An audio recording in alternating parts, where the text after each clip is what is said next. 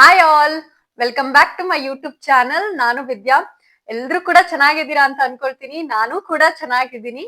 ಮೊದ್ಲಿಗೆ ಎಲ್ರಿಗೂನು ಈ ನೂತನ ವರ್ಷದ ಶುಭಾಶಯಗಳು. ಎಲ್ಲರ ಬಾಳಲ್ಲೂ ಕೂಡ ಈ ವರ್ಷ ಅರಸ ತರಲಿ, ಎಲ್ಲರ ಬಾಳಲ್ಲಿ ಸುಖ, ಶಾಂತಿ, ನೆಮ್ಮದಿ, ಸೌಖ್ಯ ಎಲ್ಲವೂ ಕೂಡ ತುಂಬಿರ್ಲಿ ಅಂತ ಅನ್ಕೊಳ್ತಾ ಈ ವರ್ಷನ ಶುರು ಮಾಡೋಣ.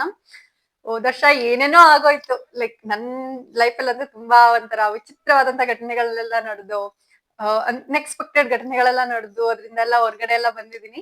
ಸೊ ಎಲ್ರು ಬಳಲ್ಲೂ ಕೂಡ ಏನೇನೋ ಒಂದೊಂದ್ ಆಗಿರುತ್ತೆ. ಕೆಲವೊಂದು ಹೇಳ್ಕೋಬಹುದು, ಕೆಲವೊಂದು ಹೇಳ್ಕೊಂಡಿರಲ್ಲ. ಈ ರೀತಿ ಎಲ್ಲ ಇರುತ್ತೆ. ಅವನ್ನೆಲ್ಲ ಮರ್ತು ಈ ವರ್ಷ ಹೊಸದಾಗಿ ಜೀವನವನ್ನ ಸ್ಟಾರ್ಟ್ ಮಾಡೋಣ.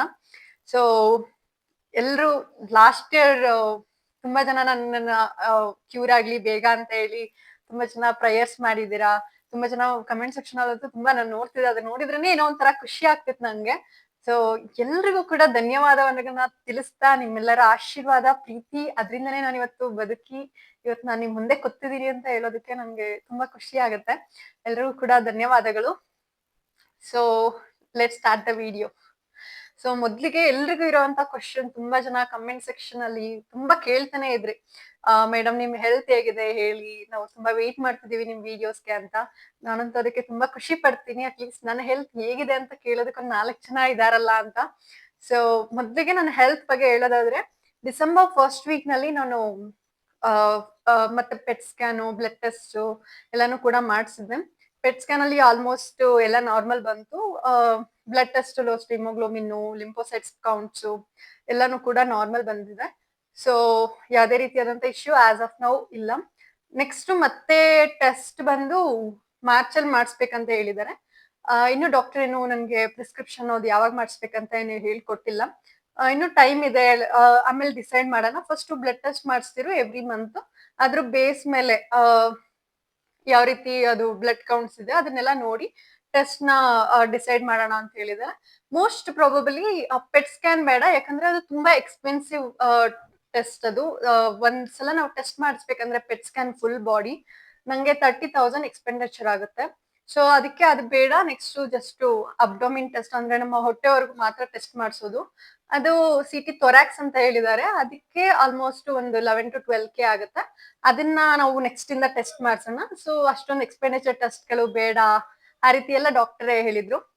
ಸೊ ಅದ್ ಬಿಟ್ರೆ ಆಸ್ ಆಫ್ ನೌ ಟ್ರೀಟ್ಮೆಂಟ್ ಏನೇನು ಸೈಡ್ ಎಫೆಕ್ಟ್ಸ್ ಇತ್ತು ಅದೆಲ್ಲದ್ರಿಂದನೂ ಕೂಡ ನನ್ನ ಬಾಡಿನೂ ಕೂಡ ರಿಕವರ್ ಆಗ್ತಿದೆ. ನೀವು ನೋಡ್ತಿರ್ಬೋದು, ನನ್ನ ಹೇರು ಕೂಡ ತುಂಬಾ ಗ್ರೋ ಆಗಿದೆ, ತುಂಬಾ ಥಿಕ್ ಆಗಿ ಬರ್ತಾ ಇದೆ. ನಂಗಂತೂ ಫುಲ್ ಖುಷಿ ಆಗತ್ತೆ. ಅದು ಒಂಥರ ಬಾಯ್ಸ್ ತರ ಹೇರ್ ಸ್ಟೈಲ್ ಮಾಡೋದು. ನಂಗಂತೂ ಗೂಗ್ಲಿ ಸ್ಟೈಲು, ಬಾಯ್ಸ್ ಸ್ಟೈಲು ಈ ತರ ಎಲ್ಲ ಮಾಡ್ತಾ ಇದ್ರೆ ಏನೋ ಒಂಥರ ಖುಷಿ ಆಗತ್ತೆ. I am so happy with my hair. And ನನ್ನ ಹೆಲ್ತ್ ಅಷ್ಟೇ ಮೊದ್ಲಿಗಿಂತ ನನಗೆ ತುಂಬಾ ಚೆನ್ನಾಗಿದ್ದೀನಿ ಅನ್ನೋ ತರ ಫೀಲು. ಮತ್ತೆ ನನ್ನ ವೆಯ್ಟ್, ನನ್ನ ರೆಗ್ಯುಲರ್ ಡಯಟ್ ಅಂದ್ರೆ ನಾನು ಊಟ ತಿನ್ನೋದಿರ್ಬೋದು ಎಲ್ಲಾನು ಕೂಡ ನಾರ್ಮಲ್ ಆಗಿದೆ. ತುಂಬಾ ಇನ್ನೂ ಹೆಲ್ದಿಯಾಗಿ ಊಟ ತಿಂತಿದ್ದೀನಿ. ಇದ್ರಿಂದ ಅಂದ್ರೆ ನಂಗೆ ಫುಲ್ ಖುಷಿ ಆಗ್ತಿದೆ. ಸೊ ಏನೇ ಆದ್ರೆ ಎಲ್ಲ ಒಳ್ಳೇದಕ್ಕಾಗತ್ತೆ ಅಂತ ಅನ್ಕೊಂಡ್ರೆ ಎಲ್ಲಾನು ಕೂಡ ಒಳ್ಳೇದೇ ಆಗತ್ತೆ. ಅದ್ರಲ್ಲಿ ಯಾವುದೇ ಒಂದು ಕೆಟ್ಟ ವಿಷಯ ಆದ್ರೂ ಕೂಡ ಅದ್ರಲ್ಲಿ ನಾವು ಒಳ್ಳೇದನ್ನ ಹುಡ್ಕ್ಬೇಕು. ಅವಾಗ ನಮ್ಗೆ ಒಳ್ಳೇದೇ ಆಗತ್ತಂತೆ.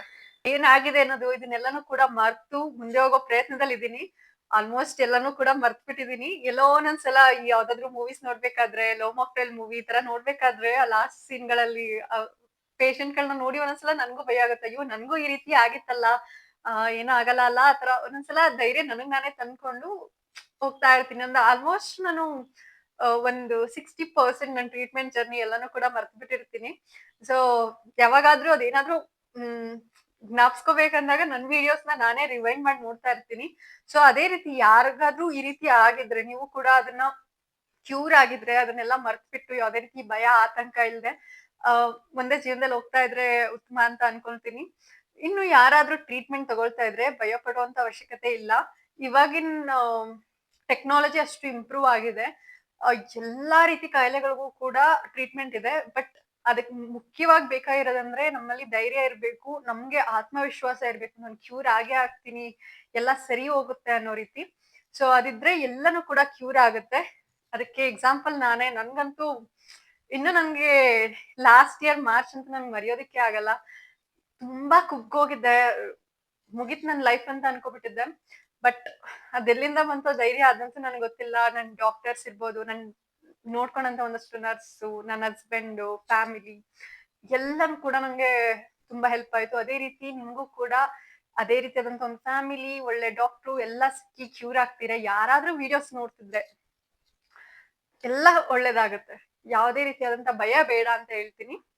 ಸೊ ಇಲ್ಲಿಗೆ ಮೇ ಬಿ ನಂಗ್ ಫ್ಯೂಚರ್ ಅಲ್ಲಿ ಇದ್ರ ಬಗ್ಗೆ ಮಾತಾಡೋಂತ ಪ್ರಸಂಗ ಬರ್ದೇ ಇರ್ಲಿ, ಅದ್ರಲ್ಲೂ ನನ್ನ ಜೀವನದಲ್ಲಿ ಅದನ್ನ ಮಾತಾಡದೇ ಇರುವಂತ ಪ್ರಸಂಗ ಬರ್ದೇ ಇರ್ಲಿ ಅಂತ ದೇವರಲ್ಲಿ ಬೇಡ್ಕೊಂಡ ಪ್ರತಿನಿತ್ಯ ಮುಂದೆ ಹೋಗೋಣ ಅಂತ ಅನ್ಕೊಂಡಿದೀನಿ.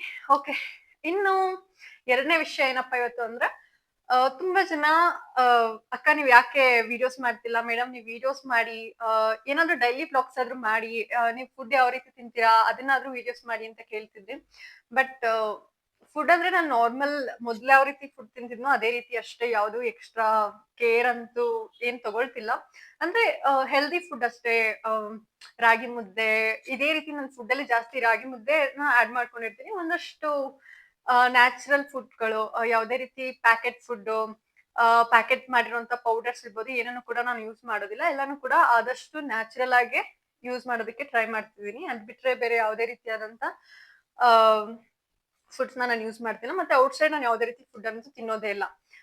ಇದಿಷ್ಟು ಅದೊಂದು. ಅದ್ ಬಿಟ್ರು ವಿಡಿಯೋಸ್ ಯಾಕೆ ನಂಗೆ ಡೈಲಿ ಬ್ಲಾಗ್ಸ್ ಆಗ್ತಿಲ್ಲ ಅಂದ್ರೆ, ಅದ್ರಿಂದ ಯಾರಿಗೂ ಉಪಯೋಗ ಆಗೋದಿಲ್ಲ ಅಂತ ಅನಿಸ್ತು. ನಮ್ ಪರ್ಸನಲ್ ವಿಡಿಯೋಸ್, ನಾವ್ ಹೇಳೋದು, ಊಟ ಮಾಡೋದು, ಮಲ್ಗೋದು ಇಷ್ಟನ್ನೇ ವಿಡಿಯೋ ಮಾಡಿದ್ರೆ ಏನ್ ಚೆನ್ನಾಗಿರುತ್ತೆ. ನಮ್ ಪರ್ಸನಲ್ ಲೈಫ್ ಸ್ಟೈಲ್ ಇಂದ ಯಾರಿಗೂ ಕೂಡ ಉಪಯೋಗ ಆಗೋದಿಲ್ಲ. ಪ್ರತಿಯೊಬ್ರು ಲೈಫ್ ಸ್ಟೈಲ್ ಕೂಡ ಡಿಫ್ರೆಂಟ್ ಇರುತ್ತೆ.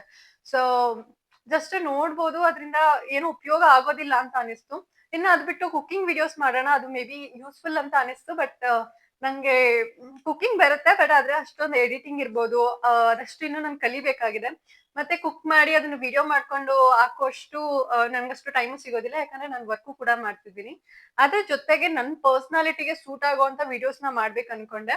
ಅದ್ರಲ್ಲಿ ನನ್ಗೆ ಅದನ್ನ ತುಂಬಾ ಯೋಚನೆ ಮಾಡ್ದೆ, ನಾನು ಯಾವ ರೀತಿ ವಿಡಿಯೋಸ್ ಮಾಡಿದ್ರೆ ಬೆಟರ್ ಅಂತ ಅನ್ಕೊಂಡಾಗ ನನ್ಗೆ ಅನ್ಸಿದ್ದು, ನಮ್ಮ ಸೊಸೈಟಿಲಿ ಇರುವಂತ ಕೆಲವೊಂದು ವಿಚಾರಗಳು ನಾರ್ಮಲ್ ಆಗಿ ಯಾವ ರೀತಿ ಅಂದ್ರೆ, ಫಾರ್ ಎಕ್ಸಾಂಪಲ್ ನಮ್ಮ education system, government school versus private school, ಮತ್ತೆ ಫ್ಯಾಮಿಲಿ ರಿಲೇಟೆಡ್, ಅವಾಗಿನ ಜಾಯಿಂಟ್ ಫ್ಯಾಮಿಲೀಸ್ ಹೇಗಿತ್ತು, ಇವಾಗಿನ ಫ್ಯಾಮಿಲೀಸ್ ಹೇಗಿದೆ, ಮತ್ತೆ ಸಿಟಿ ಲೈಫ್ ವರ್ಸಸ್ ಹಳ್ಳಿ ಲೈಫ್ ಯಾವ ರೀತಿ ಇದೆ, ಈ ರೀತಿ ಕೆಲವೊಂದು ವಿಚಾರಗಳು, ನನ್ನ ಅನುಭವಕ್ಕೆ ಬಂದಿರುವಂತ ವಿಚಾರಗಳು, ಮತ್ತೆ ನಾನು ನೋಡಿರುವಂತದ್ದು.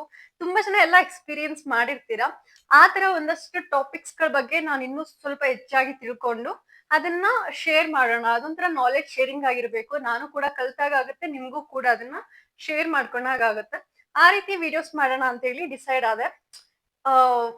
Main motto of my videos ಏನಂದ್ರೆ, ನನ್ ಸೊಸೈಟಿಯಿಂದನೇ learn from society and teach back to the society. ಎಲ್ಲಾನು ಕೂಡ ನಾನು ಸೊಸೈಟಿಯಿಂದಾನೇ ಕಲಿತೀನಿ, ಮತ್ತೆ ಅದನ್ನ ವಾಪಸ್ ಸಮಾಜಕ್ಕೆ ನಾನು ತಿಳಿಸ್ಕೊಡ್ತೀನಿ. ಈ ರೀತಿ ನನ್ ವಿಡಿಯೋಸ್ ಇರುತ್ತೆ.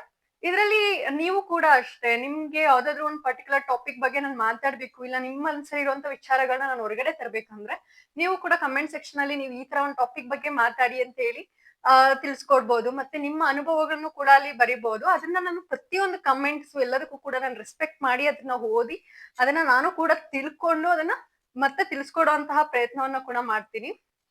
ಸೊ ಈ ರೀತಿಯಾದಂತ ವಿಡಿಯೋಸ್ ಇರುತ್ತೆ. ಮತ್ತೆ ಇದು ರೆಗ್ಯುಲಾರಿಟಿ ಇರ್ಬೇಕು. ಈ ವರ್ಷದ ನನ್ನ ಮೇನ್ ಗೋಲ್ ಸೋಷಿಯಲ್ ಮೀಡಿಯಾದಲ್ಲಿ ಒಂದು ಐಡೆಂಟಿಟಿ ಕ್ರಿಯೇಟ್ ಮಾಡ್ಬೇಕು. ಅದ್ರ ಜೊತೆಗೆ ಒಂದು ರೆಗ್ಯುಲಾರಿಟಿ, ಕನ್ಸಿಸ್ಟೆನ್ಸಿ ಅಂತೂ ಇರ್ಲೇಬೇಕು ನನ್ನ ವಿಡಿಯೋಸ್ ಅಲ್ಲಿ. ಅದಕ್ಕೋಸ್ಕರ ಪ್ರತಿ ವೆಡ್ನಸ್ಡೇ ಮತ್ತೆ ಸಂಡೇ ವಿಡಿಯೋಸ್ ಮಾಡೋಣ ಅಂದ್ರೆ ಅಪ್ಲೋಡ್ ಮಾಡ್ತೀನಿ. ವೀಕ್ಲಿ 2 ವಿಡಿಯೋಸ್ ಇರಬೇಕು. ವೆಡ್ನಸ್ಡೇ ಮತ್ತೆ ಸಂಡೇ ನನಗೂ ಕೂಡ ಕಂಫರ್ಟಬಲ್, ನನ್ನ ವರ್ಕ್ ಲೈಫ್ ಬ್ಯಾಲೆನ್ಸ್ ಮತ್ತೆ ನನ್ನ ಹೆಲ್ತ್, ಫ್ಯಾಮಿಲಿ ಎಲ್ಲಾನು ಕೂಡ ಮ್ಯಾನೇಜ್ ಮಾಡ್ಕೊಂಡು ಈ ರೀತಿ ವಿಡಿಯೋಸ್ ಮಾಡೋಣ ಅಂತ ಅನ್ಕೊಂಡಿದೀನಿ.